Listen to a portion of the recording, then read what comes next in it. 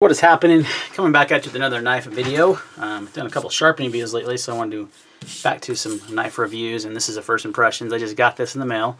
This is the new Kershaw Natrix carbon fiber 7007CF is the model number.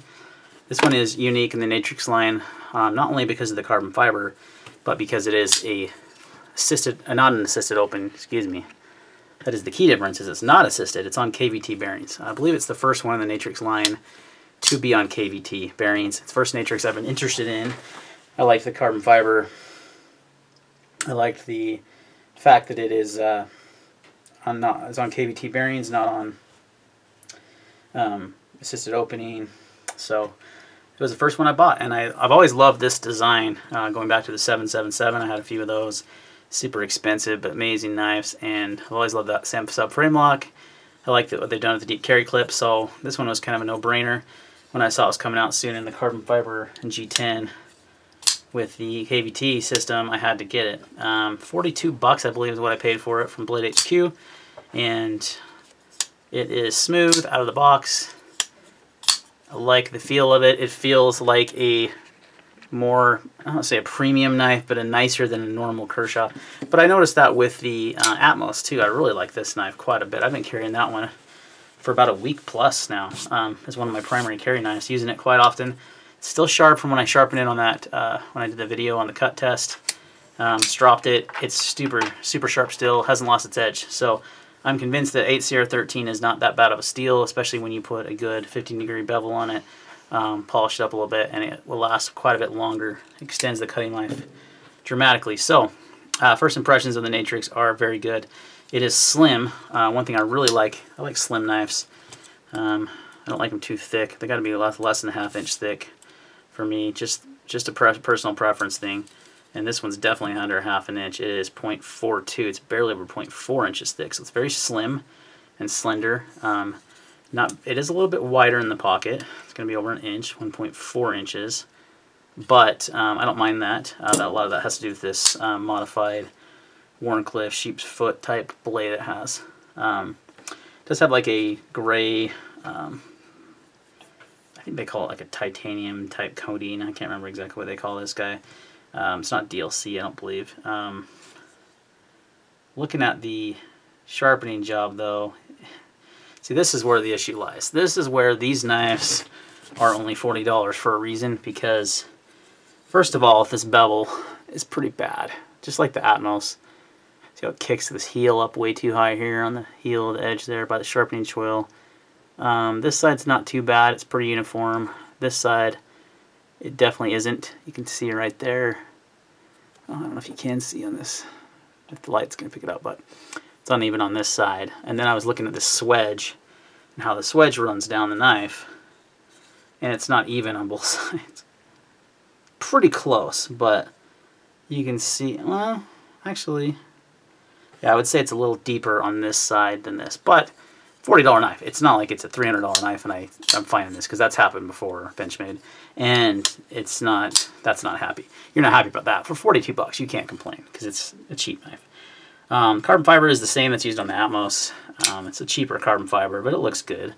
I like it, and the blue G10 looks really good with it. It's kind of like a navy blue, almost a denim color G10. It's got some nice texturing to it. Got your subframe lock with that same gray coating, as well as the deep carry pocket clip. And it is deep carry. Show you that deep carriness. So it's very deep. It's just way in there. I like the clip because it's shorter too. I mean, if you look at next to the Atmos, the clip on it is quite a bit shorter. So both are very cool little designs. Sinkovich on the Atmos, and then the in-house design on the Natrix.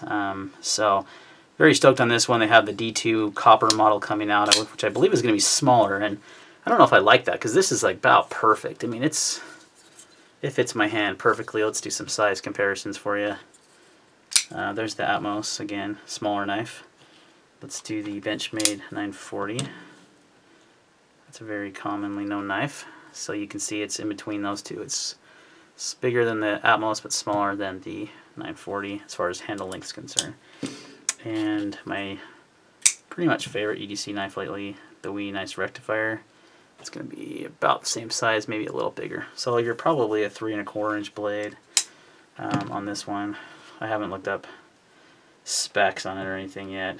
Just got it actually in the mail today. Just wanted to do a first impressions video. I like it quite a bit actually. It's like I said, I've always loved this design, and I always wish they made the ZT Zero Tolerance 770 because it's got the carbon fiber and the LMAX steel, and I think they eventually switched to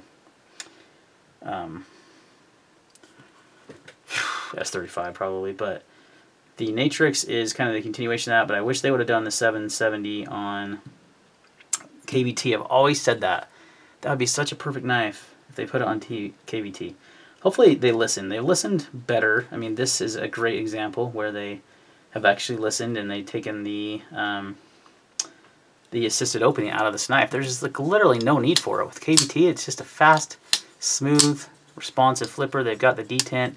Kershaw ZT is excellent in doing detents. There's just no reason for the assisted opening. So you have a 3.25, like I said, blade inch blade length, 4.25 in the handle.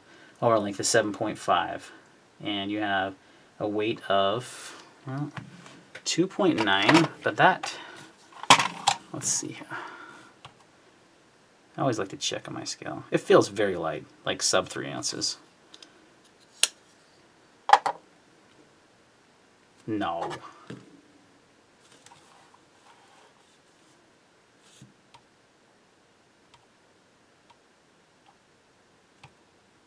What's going on with my scale? It's being wonky. Yeah, okay. 2.9. So that's right. I don't know how I got that 1 point whatever. I was like, it's not that light. But very cool knife for 42 bucks, guys. I definitely say get this one, especially after seeing what 8013 can do with the proper edge on it. And the fact that it has the nice carbon fiber, the nice G10, the KVT bearings, great ergonomics, fantastic jimping up here. I mean, just a great design. I can get by the bevel because I can fix that pretty easily on my sharpening systems. I may actually do I did a work sharpen on the last one. I may do a wicked edge on this one, and maybe do another cut test, see how it does with a wicked edge instead of the work sharp. But overall, I like it, guys. I am pretty impressed for 42 bucks. I say go pick one up. Another awesome budget knife that I just did a video on is and I've already reviewed the Pilar, but this is the new Blade HQ exclusive with carbon fiber and 12C28N steel.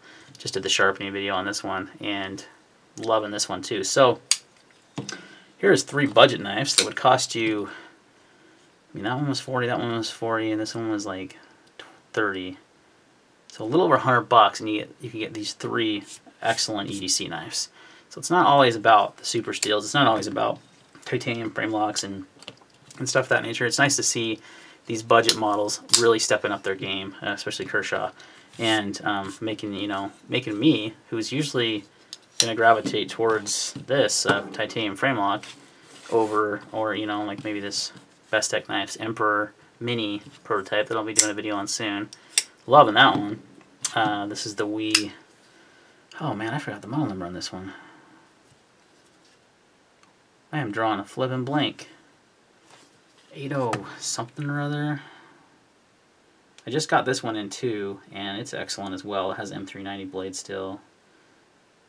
I will just give me 2 seconds. I'll find it. It's gonna come to my mind. 809. This is the 809B. So another excellent folder, but a little bit more. All these are over 100 bucks. This one, 40 bucks, 30 bucks, 40 bucks. Can't go wrong, guys. So hope you liked the video. Let me know if you have any questions or comments on this one. I'll do a full review on the Natrix here shortly.